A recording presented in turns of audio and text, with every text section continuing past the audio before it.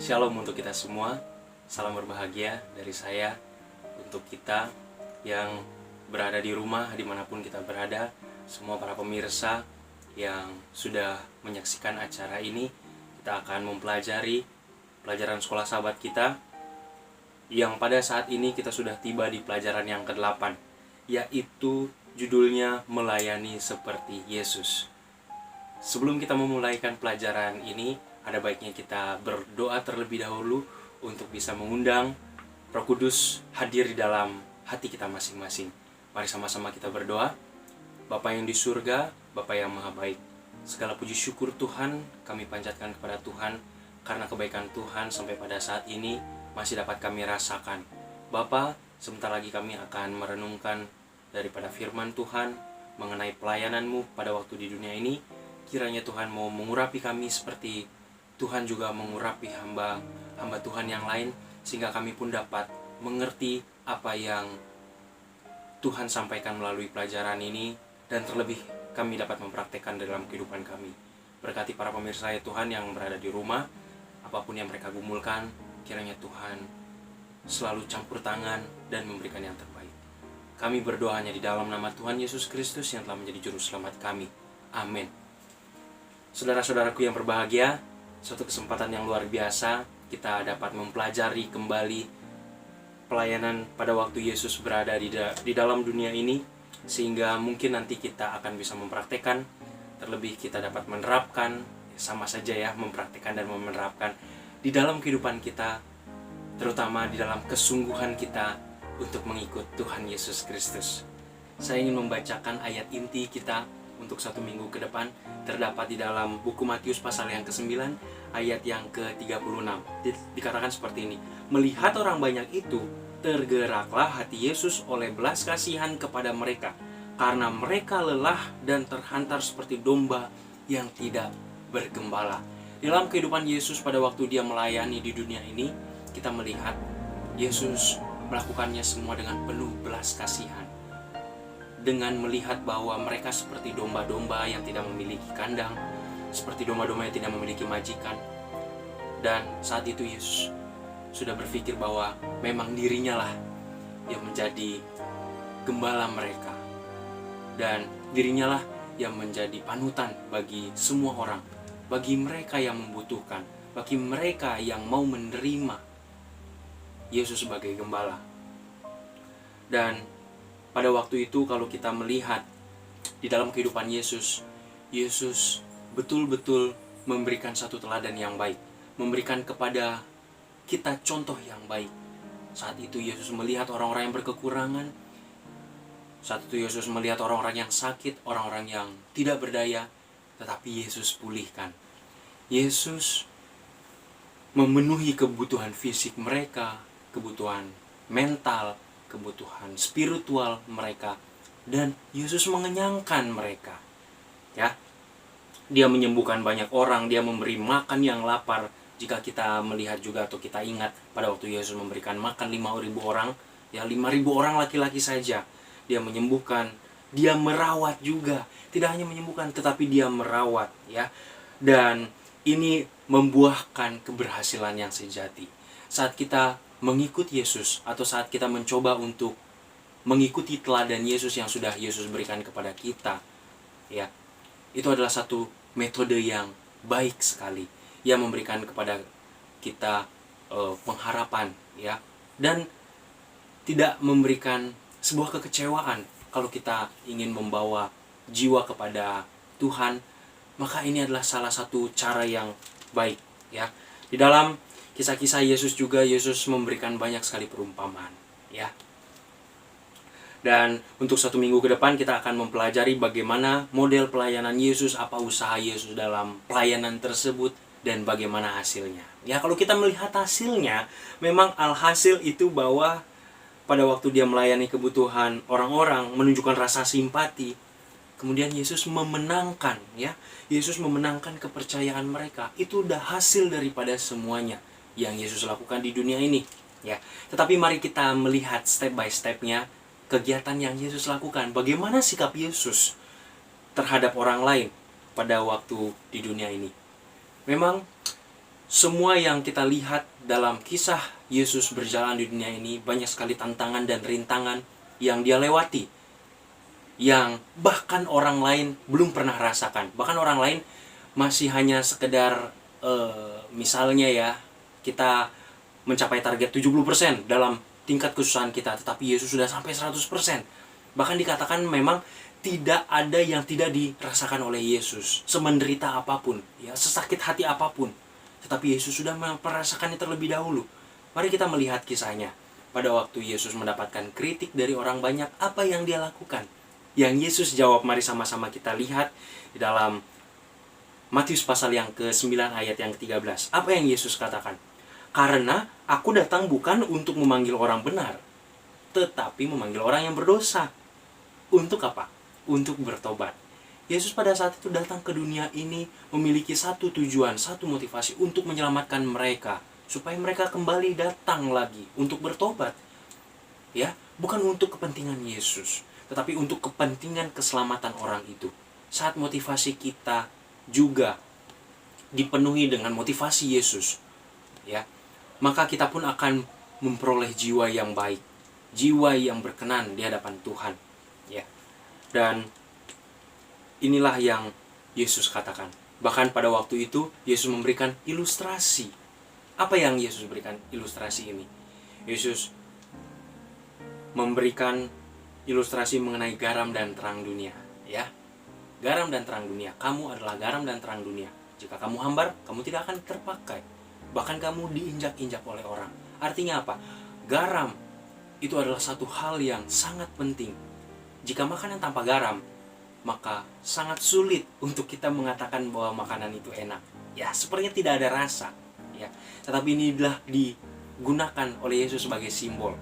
Kalau misalnya kita melihat juga pada waktu masa-masa di mana Yesus hidup di zaman Romawi kuno, maka kita dapati bahwa garam pada saat itu adalah sangat berharga. Dan terkadang legion Romawi juga menggunakan sebagai mata uang itu, ya.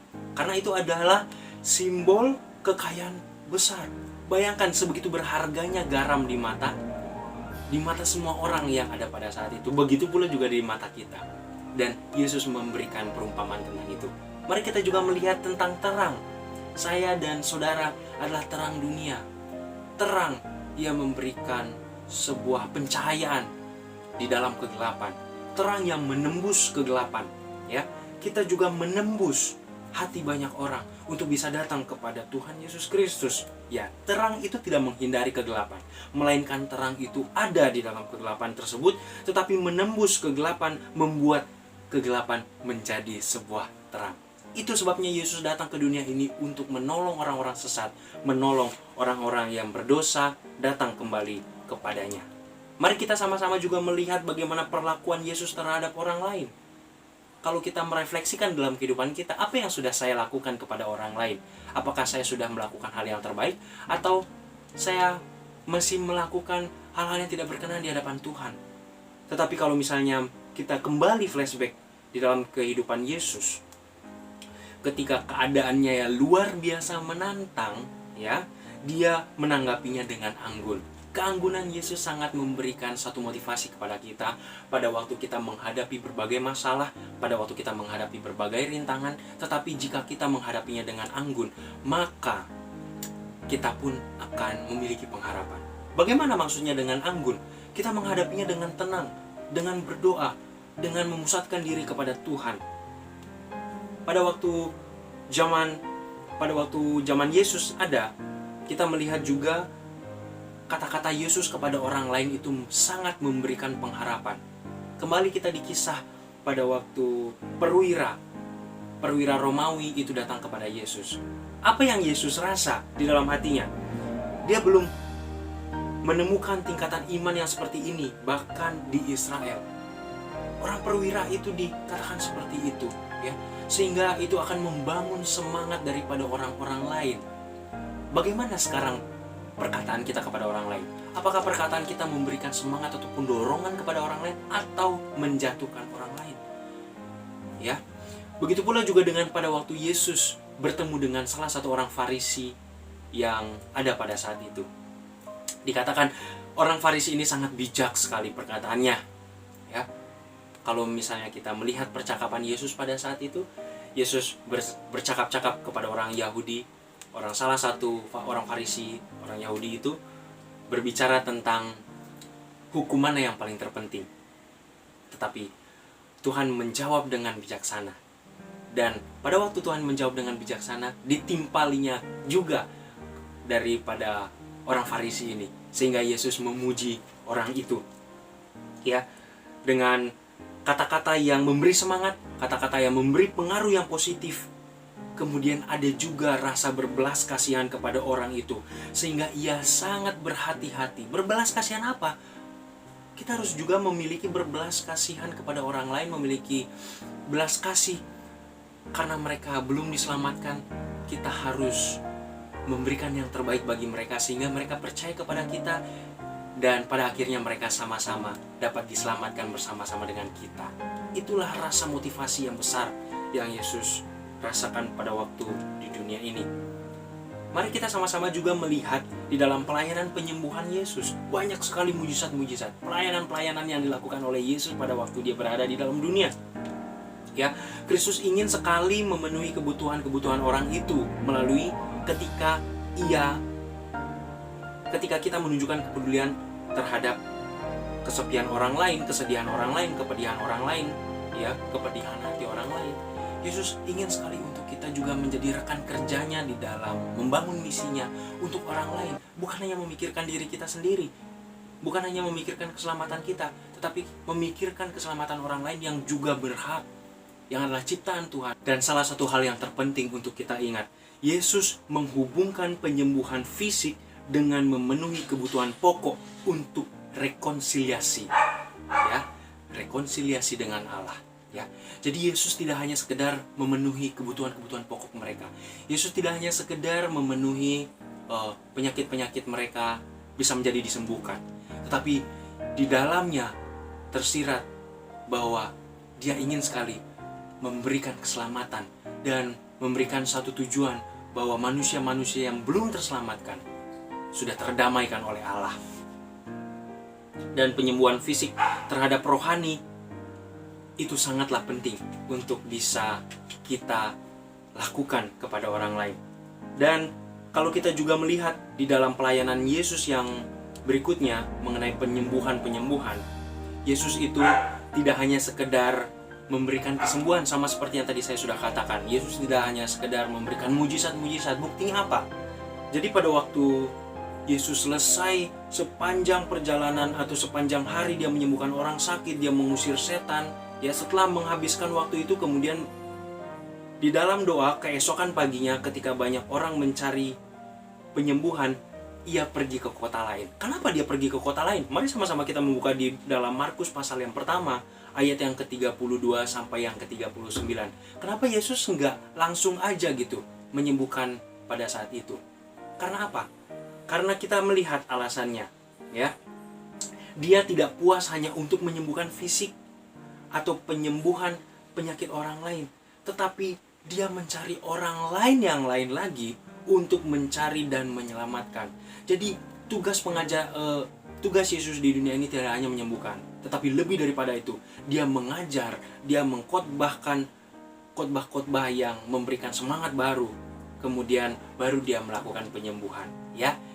Nah, itu sebabnya hal yang paling terpenting bagi Yesus dari semuanya ini adalah kita sendiri.